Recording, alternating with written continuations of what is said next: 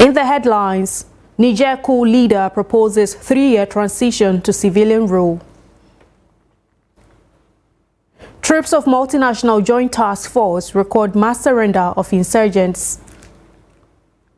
Farmers in Katsina flood markets with beans as harvest season begins amid soaring price. And on the foreign scene, suspected IED attacks kills 11 laborers in Pakistan's North Waziristan. Hello and welcome to Trust TV News Update. I'm Aisha Salihu. Many thanks for joining us at this hour.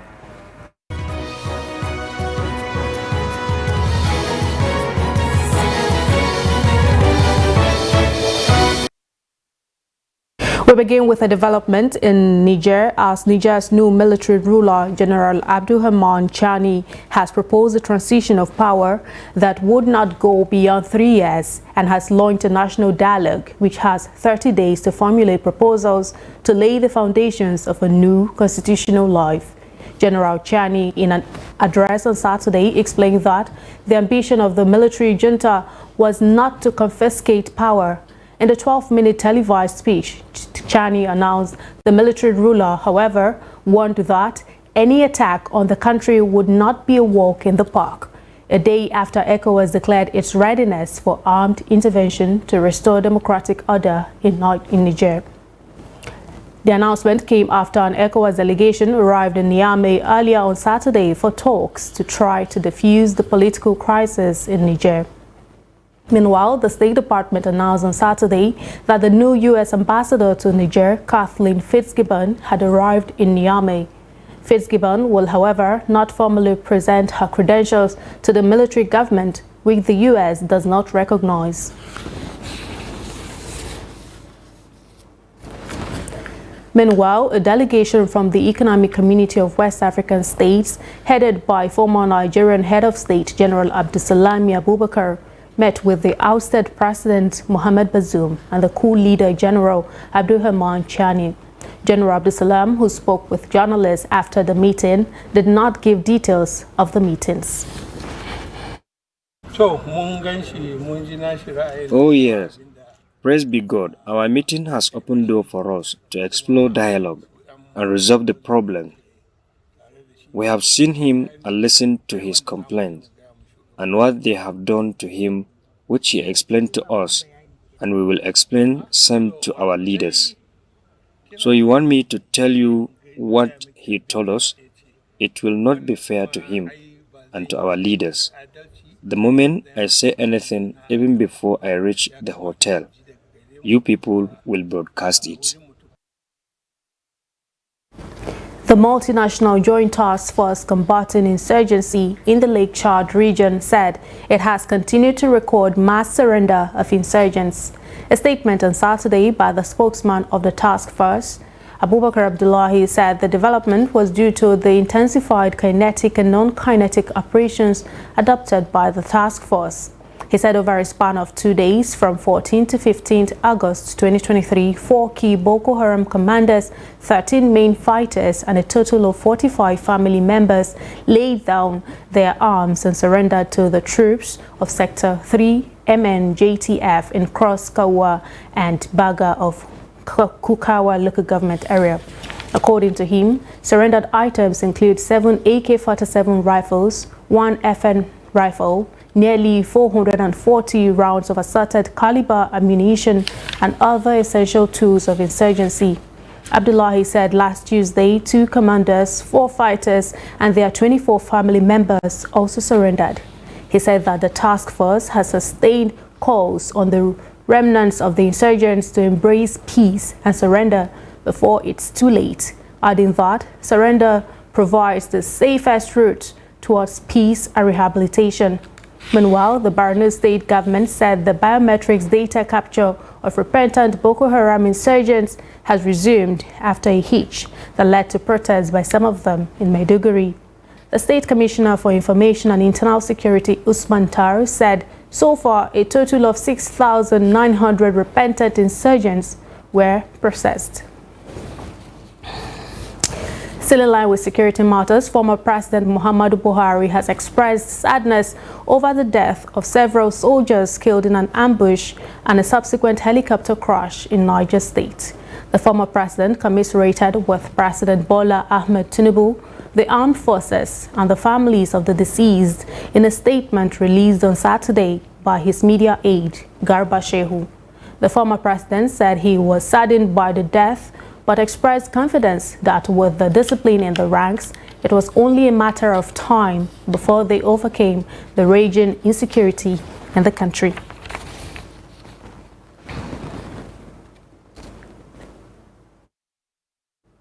A 45-year-old Nigerian man, Sakiru Ambali, has been arraigned before a U.S. district court over allegations of wire fraud.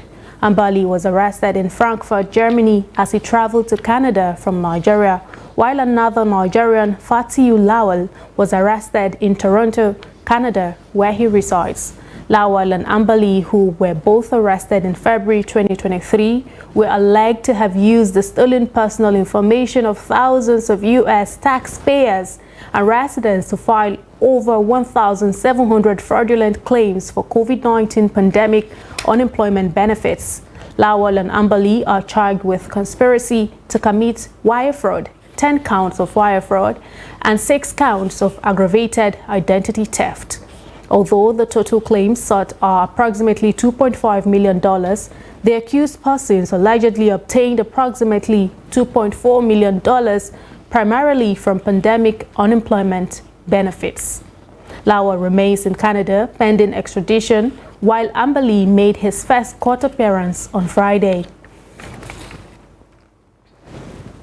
And now, away from that, the 2023 harvest season has begun in Katsina State, with farm produce such as beans being harvested and evacuated from farms.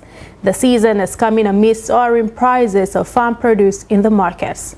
Abdullahi Yamadi visited some farms in Keita, Jibia, and Mashi local government areas of Katsina State, and this is what the season looks like there. Let's take a look. At the moment, it is season for beans in these local government areas, and farmers are busy harvesting the produce. At least, this is good news to many Nigerians, especially low-income earners struggling to make ends meet. It is a good news because the arrival of the new beans is expected to, among other things, crush the soaring price of the commodity in the markets. I came to buy beans. I found the price very high. I found the price per beans per tier is 2,000. It's very on a high rate. How much are you buying it before? Before I think it was 1,200, 1,300, but now you could find it 2,000. And the poor could not survive this. Even me, I was very shocked to see it at the rate of 2,000 naira. Beans is one of the major farm produce cultivated in large quantities here, with many farmers hoping to smile to the banks in the coming days. For Nura Lawal Endaki, a peasant farmer in Keita local government, his beans is about complementing other farm produce such as millet and guinea corn to improve his means of livelihood and pay his children's school fees. Majority of the farmers blamed the high cost of farm inputs and lack of access to agricultural loans for the decline in their production. If you look at even within the state, the local government that are major suppliers of food in Katsina State are affected by insecurity, and that causes low productions of farmers to produce more food to the nation or to the state and to the nation at large. Because of that insecurities, there are more than 10,000 hectares of land or 20,000 hectares of land in just Badari area, which the farmers are not harvesting it because of insecurity. We need government to restore fees within that particular areas so that our farmers will go back to their farm and continue their normal harvesting. My main call is for the government to check into food, because without food, nobody can survive. Anything we are going about is all about food. But the only thing I think the concern there to check most is all about the food side, because the masses are very, very hungry. And you can see everybody is complaining, the market is not even full. These farmers are however worried about the activities of touts who buy their beans at takeaway prices due to lack of storage facilities and later sell some at exorbitant prices. At the moment, a bag of new beans is locally sold between 23 to 27,000 naira, while in Katsina City, it is sold at 43 to 45,000 naira only. Many residents are afraid that the new farm produce to be harvested this season may hardly crash the prices of food items, largely due to the activities of touts and merchants who buy and hold the commodities. Abdullahi Ismayamadi, Trust Television News, Katsina.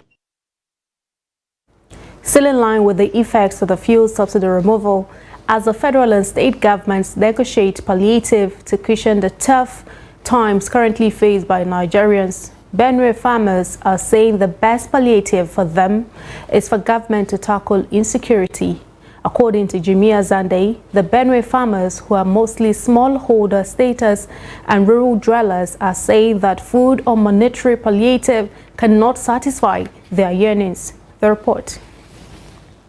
The farmers say the government should end insecurity, which has displaced most of the farming communities in Benue State, with figures put at about 2 million. The issue of herdsmen attack has always been the problem of Benue farmers for nearly a decade as I speak. Most of the times when Benue farmers harvest their crops, they are attacked by herdsmen. So even when they store the crops in their barns, herdsmen invasion always affect the storage. I want to cite an example to some local governments like Goma, Makudi, and some parts of Idoma land, where herdsmen have taken over the ancestral homes of very innocent Benue farmers. They find it very difficult to access their ancestral homes. They have not been able even to farm in large quantities, and the little they produce, they are not able to store. The internally displaced persons on their part are also eager to return to their ancestral homes instead of settling for some food or material palliative. And the best way is they should make sure they take us back to our ancestral home, because we are tired of staying in camp. The security on ground here are not doing anything about to help. The sustainable solution in environments of insecurity, you don't require all of that money to restore people to peaceful living. You buy ammunition, you keep guns, you create barracks, is good as a security measure.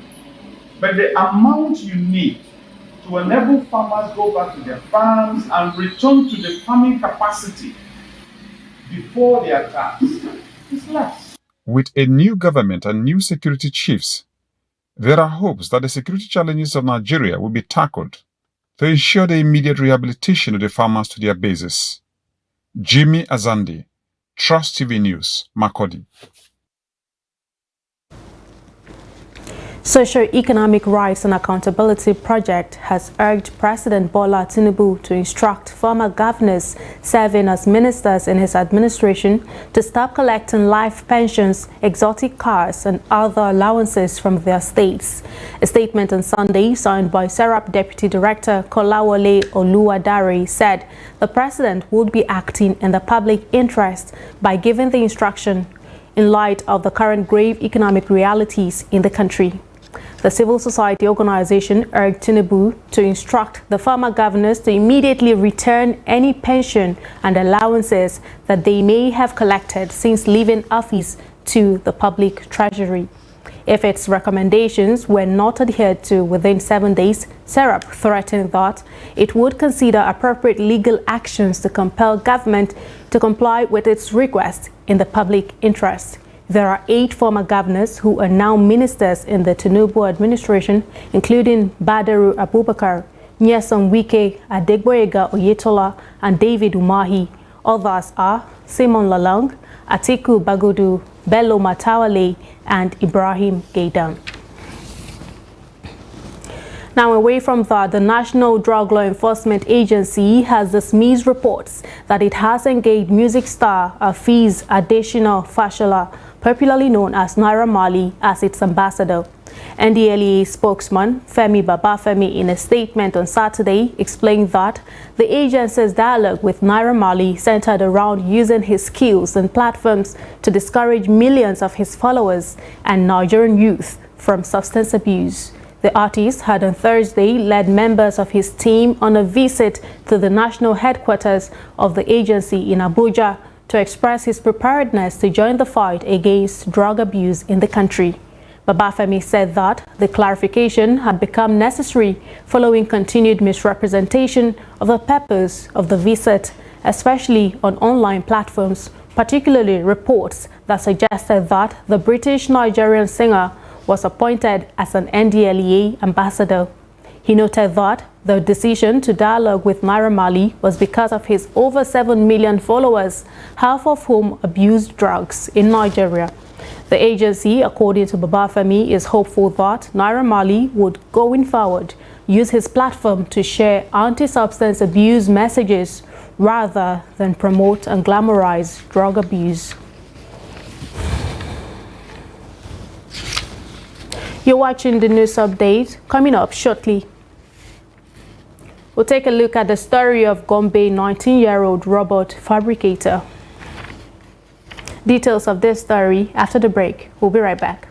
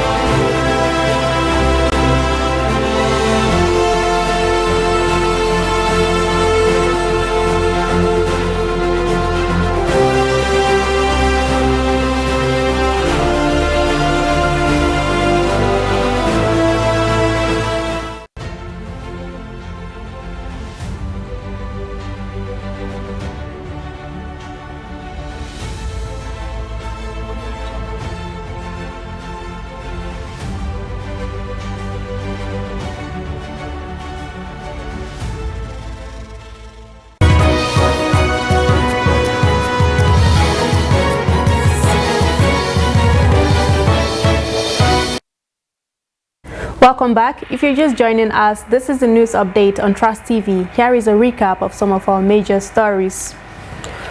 We told you that Niger coup leader proposes 3-year transition to civilian rule. Plus, troops of multinational joint task force record mass surrender of insurgents. Now, moving on to more stories, the United Nations Children's Fund, UNICEF, has said over 180,000 children in Borno State are yet to be vaccinated. The UNICEF country representative, Christian Munduate, who disclosed this at a press briefing in Maiduguri, said the children from 8 local government areas of Mafa, Gobio, Jere, Konduga, Mongono, Ngala, and MMC were not vaccinated due to several factors. She listed the factors to include cultural practice, inadequate health facilities, lack of health personnel, and resistance from the affected communities.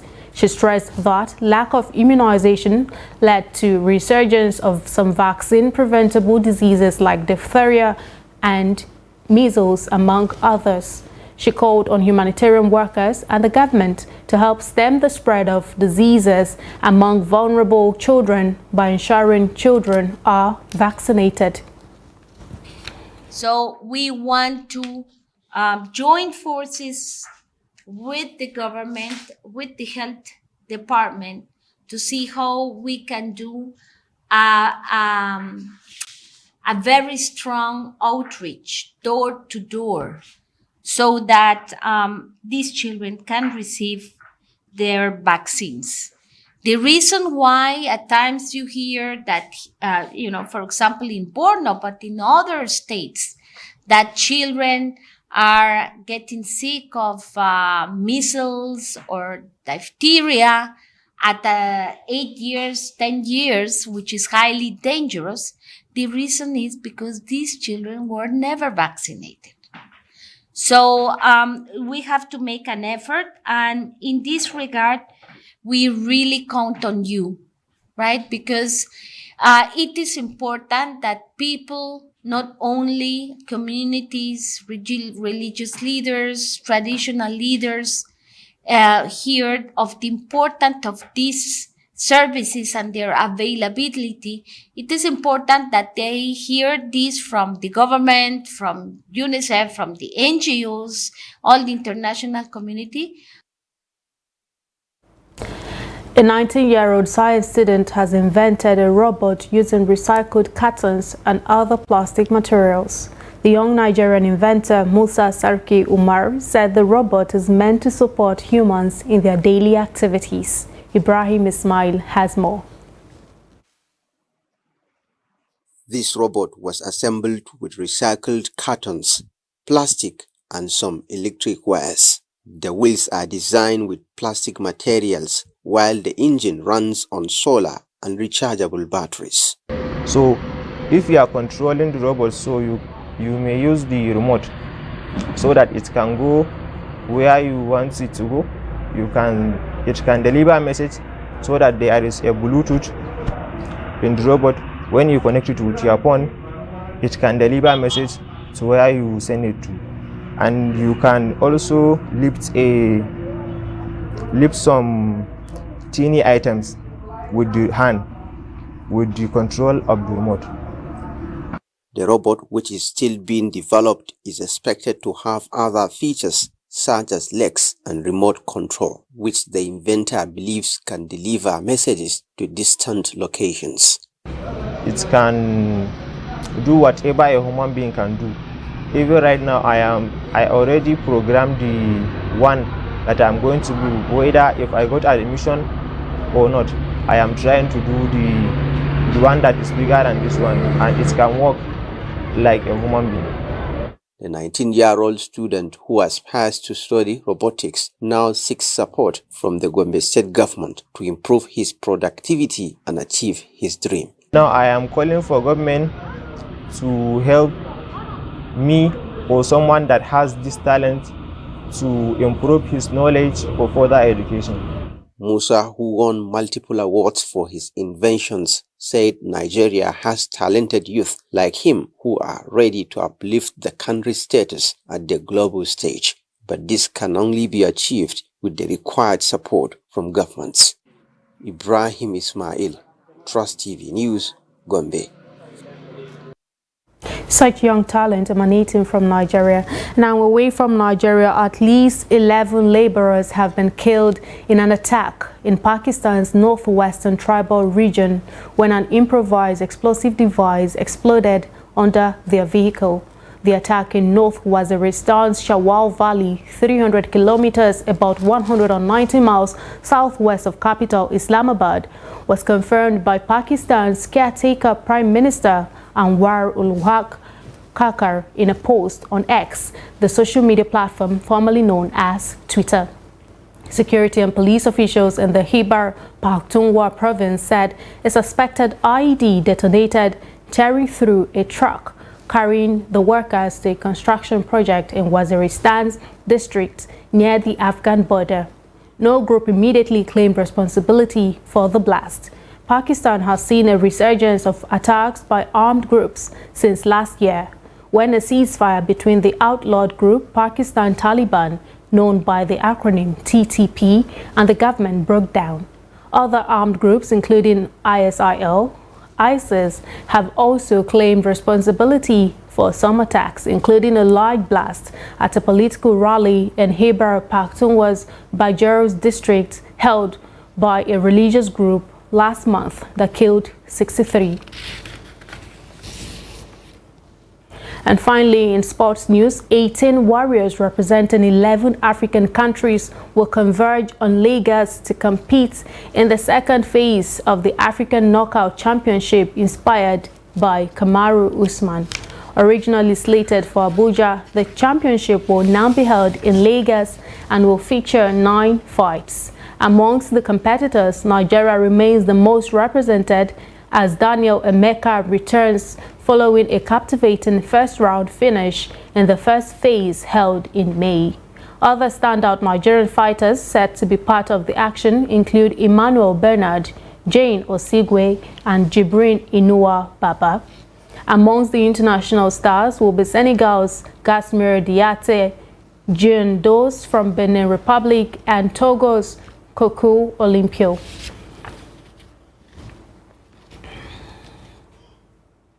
And with that, we've come to the end of the news update at this hour. Do not forget to follow us across all of our social media platforms. Join our YouTube live stream for more programs, news, and documentary. I'm Aisha Salihu. Thanks for your time.